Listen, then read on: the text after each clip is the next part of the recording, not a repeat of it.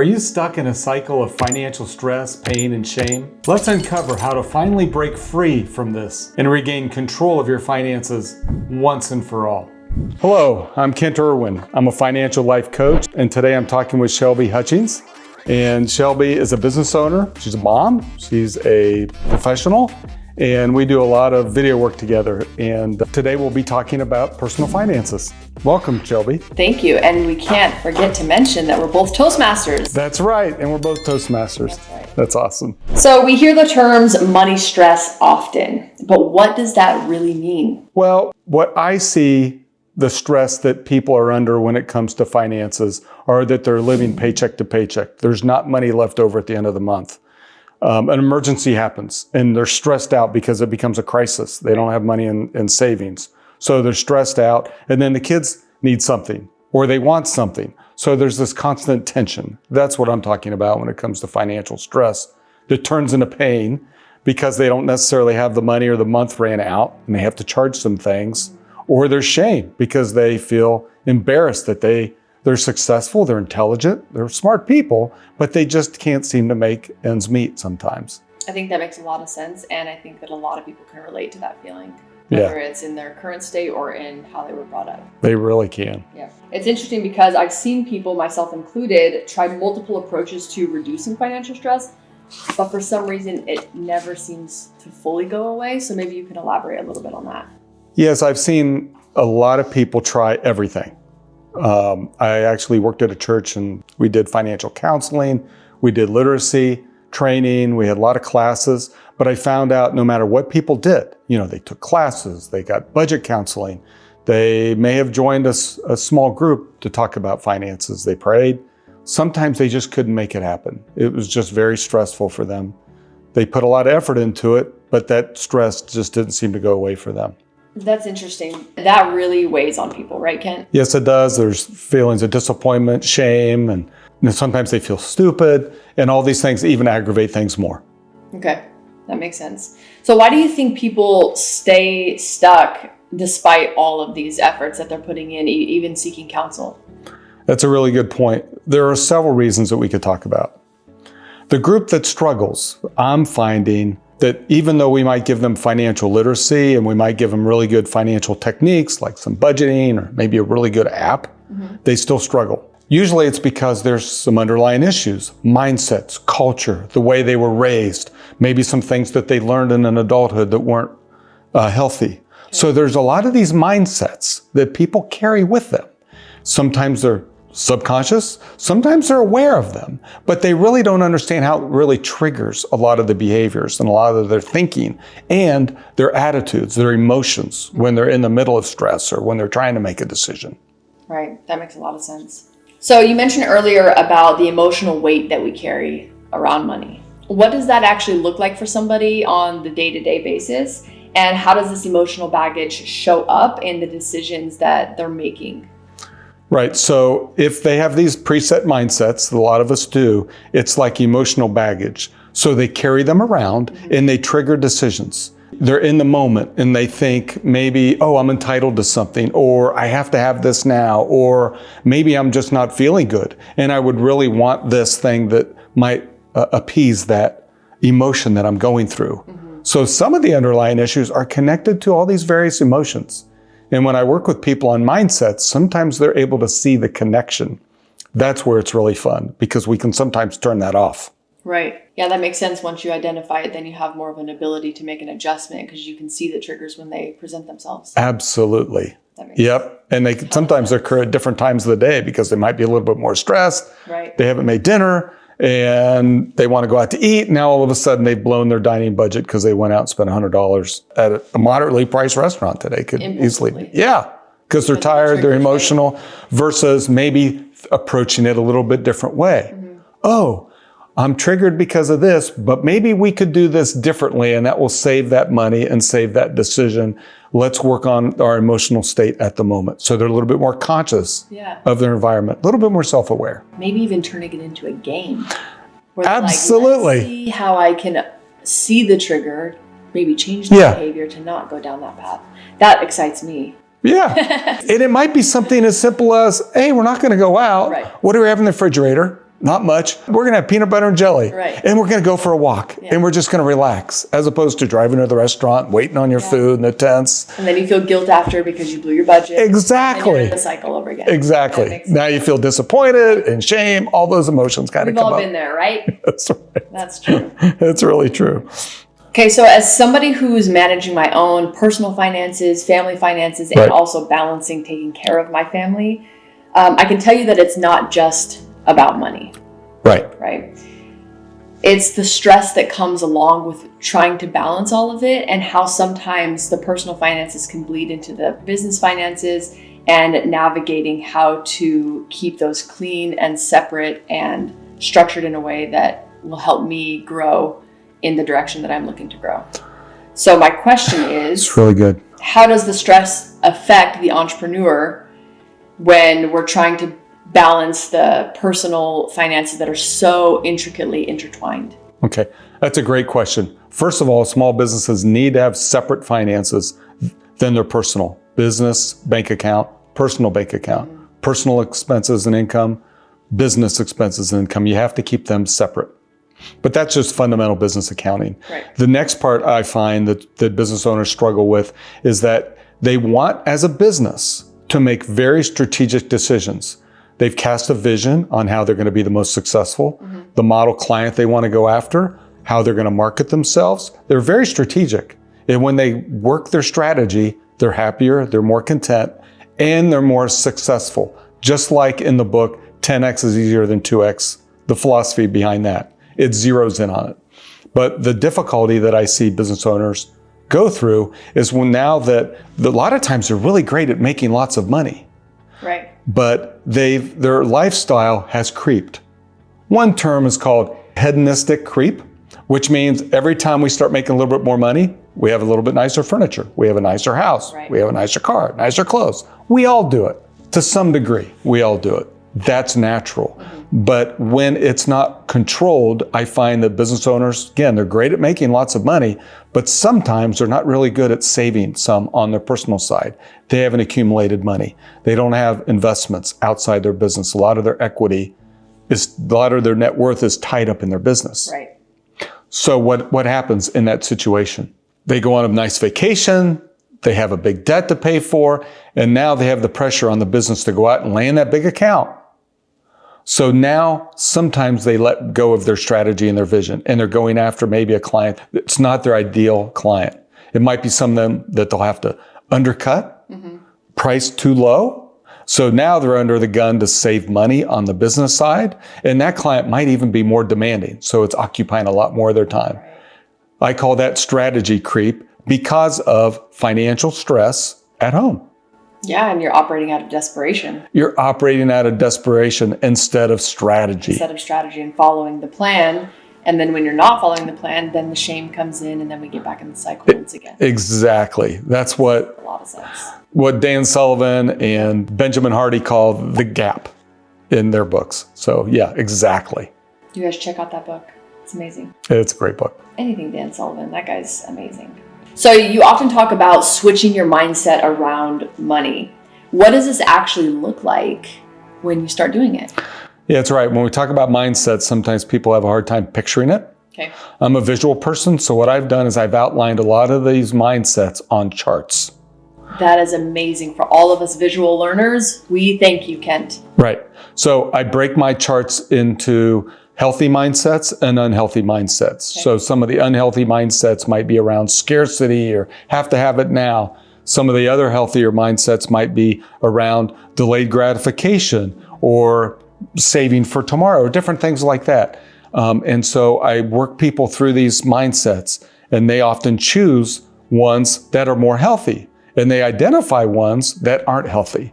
So they go through this kind of metamorphosis where they identify who they want to be, and they start thinking a little bit differently. And in coaching, it's more drawn out because we have to pull the thread on some of the underlying issues connected to that. But that gives you kind of a window into what I'm talking about when it comes to mindsets. Again, it could be culture, could be upbringing, could be country of origin. There's all kinds of things that affect it. I've met thousands of people, I'm not kidding, that many, and I've been able to identify the mindsets so that people don't have to try to figure it out themselves. So we put these on charts and people can understand what they are. And I'll link one of the charts in the comments or in the description so that you can see what we're talking about. Do you find that these people are unaware of their mindset until you bring it to their attention? Or do you find that these people who are seeking out guidance already have somewhat of an awareness? They have a surface awareness, but they don't really understand how deep that they go. Got it. Sometimes people are aware when they say something, it's like, oh, that's something that my parents says or his parents did, but I don't know why. I don't know the meaning behind it. Right. So they sometimes kind of embarrassingly will kind of notice it then. But most of the time they kind of run kind of subconscious. Yeah, that makes sense. Yeah. I've heard my mom come out of my mouth many times. And I'm like, oh, well, there she is. Yeah, we all do it. So when you talk about mindset, it actually doesn't sound like much of the financial part. Can you elaborate on how those work together? It was really neat that you picked up on that because my catchphrase is finances are 75% in our mind and our emotions, our heart, our faith, our beliefs, and only 25% are personal finances when it comes to the math, the financial literacy, knowing the difference between investments or insurance products. That's a small factor when it comes to most people. That's a really great point and something for all of us to consider when we're diving into our financial mindset is how much of it is psychological that we need to work through in order to get to where we want to go. That's right. I love that. So when I'm in my business mode of making money, there's a sense that I'm never doing enough. There's this feeling of inadequacy. And can you elaborate a little bit on why we feel like this and how someone can shift out of that constant feeling of inadequacy? I love that question. I've given that a lot of thought lately. Okay. When you go to bed at night, a lot of people have trouble sleeping because when they lay their head down on their pillow, they think of all the things they could have done in business, the email they could have sent, the marketing program, all these things that they could have done to be more successful. Right. And we do that in our personal lives. What didn't we do in relationships or to the house, or we didn't take the garbage out? All these things kind of cloud our mind. Hundreds of things. For our moms, it's the lists. It's the list. You can never feel like you're doing enough to be the perfect business owner, the perfect mom, the perfect dad, right? Mm-hmm. That is absolutely true. How do we fix that? So what I do with people is I work on vision of where they want to go in their personal life and their business life. It's a little bit more of an involved discussion. So out of that vision, we develop a strategy. Out of that strategy, we come up with daily tasks, simple but significant daily tasks. Okay. So, and then we celebrate those. So in the morning, they say, these are the 3 things I have to do as a business owner to be successful. Okay. I'm going to contact these clients. I'm going to do these things in my marketing program. And maybe I'm going to shoot a video, for example. At the end of the day, we ask them to take stock of those things. Did they do those 3 things? Okay. If they did, they celebrated. All the other things that clouded their day weren't as important. So at the end of the day, they feel successful. Are they planning these 3 items the day prior or the morning of? They can do it the night prior. A lot of business owners do it the night prior, okay. But some of them do it the morning of. And it might change a little bit during the day. Okay. That's okay. If your number 1 client calls you, you don't put them off for 3 days, right? Same thing applies to your personal life. Okay. So if you're feeling that way personally, come up with 3 things that you can feel successful about. Maybe the house isn't perfectly clean, but I had this wonderful interchange with my kids or my spouse, or I did this thing at school with my kids, or we were able to do this, celebrate this birthday. Those were 3 significant things, milestones, important things to celebrate at the end of the day, wins, I call them. That a lot of times puts things into perspective and helps you realize what's most important. See what it does? It settles your emotions. And emotions a lot of times trigger bad feelings, shame, guilt, bad decisions. Yep, that makes sense. And then you have the compound effect when you have the upward spiral. Exactly. And then you're like, I can do this. Things are going forward. And all I'm doing is committing to these 3 things every day. And right. I'm committing to them for myself, and I'm gaining more trust with myself. That's right. Right now, I can see in your eyes, you just imagine what that feels like. Absolutely. I totally did. What does that feel like to you, Shelby? It feels like freedom. It feels like I can finally do enough because I'm giving myself these 3 non-negotiables. And once I get those things done, I get the wins. And if I get them every day, there's only one way to go. It's a spiral upward. Yep. You feel more present. Absolutely. You feel happier, more peace. Clear. And a little, it's wonderful. Totally. Love that. I'm going to take that with me. I recently got a full focus planner, which they have a little mark for the 3 wins for the day. Oh, cool. And so it's a similar idea. And now it's almost solidified that you've given me that again. Like, okay, this is exactly what we need to do. It's so key. I'm taking that with me today. Last week when I didn't do it, I felt stressed out, didn't sleep during the night. It's very powerful. I love that. Because I have a friend and we do a check-in call every 2 weeks for about an hour. And he always asks me, what are your wins? What's going on? It's like, I didn't celebrate them last night. I didn't sleep well. I had all these things on my mind that I thought I had to carry in my mind. And it affected me the next day too. Counterproductive. So you have an accountability buddy, it sounds like. I do. Suggest that for people who have someone in their life that could be an accountability buddy? Yeah, so I have an accountability friend and we have a Zoom call every couple of weeks and we just check in. What are you working on? What are your struggles? What are your wins? What are you going to keep me accountable to? Well, I have to work on my marketing, or I have to do this in my personal life, or I need to have some space to fill up my battery. Are you doing those things? So he knows before we meet that we're going to have this conversation. Right. I love that. I have an accountability buddy myself, and it makes a huge difference on knowing that you're going to have that call and what are you going to be sharing. Right? And what new stories are you telling? Exactly. And they can support you if you're going through a really rough time. Like recently, my wife's mother died, and he's able to throw some compassion our way. It means a lot. It does. So just to know that even though he's 800 miles away, that he cares about me and he's thinking about me, and he'll text me if something pops into his head, a book idea or something. It's just nice to have that kind of partner. I love that. So I've heard you mention financial life coaching. I'd like you to explain to me, and also the people who are unfamiliar with what this is how a financial life coach is different from a financial advisor or a financial planner. And what does that look like for somebody who maybe wanted to hire a financial life coach? Okay, so that's a great question. So a financial life coach is different than those other forms. So a lot of people are familiar with a financial coach. Yes. A financial coach, they're excellent and they can help people get on a budget, stay on a budget, get out of debt, and work with some of the emotional issues. The 30% that you were talking about? Yes, some of them are able to work with those people and do excellent. And there's a lot of great coaches out there. Okay. A financial life coach goes a little bit deeper. They talk about the mindsets, the triggers, the blockers, the barriers that help people really grow and transform their life. So that's what I bring from the experience I've had working with a lot of people. A financial advisor, that I am not. I don't do financial investing. I don't do financial planning.